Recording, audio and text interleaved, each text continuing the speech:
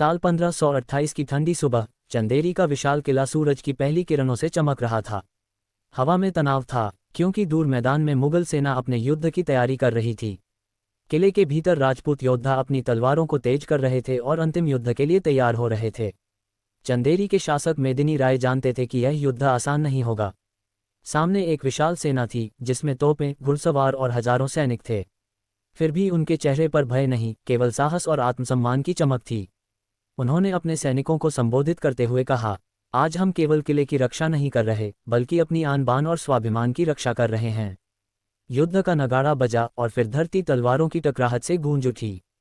मुगल सेना ने किले पर जोरदार हमला किया।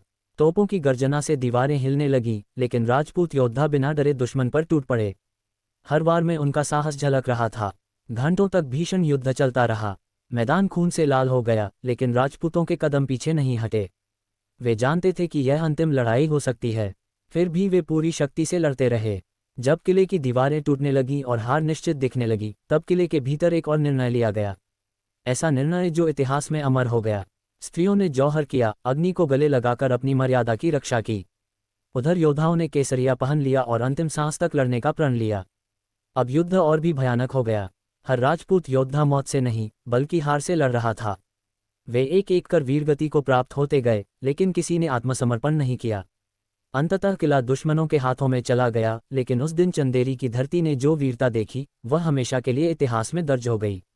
चंदेरी का युद्ध केवल एक हार नहीं था, ये सम्मान, साहस और बलिदान की अमर गाथा बन गया। आज भी जब वीरता की बात होती है, तो चंदेरी के उन योद्धाओं की याद गर्व से की जाती है, जिन्होंने अपने स्वाभिमान के लिए सब कुछ न्यौछावर कर दिया।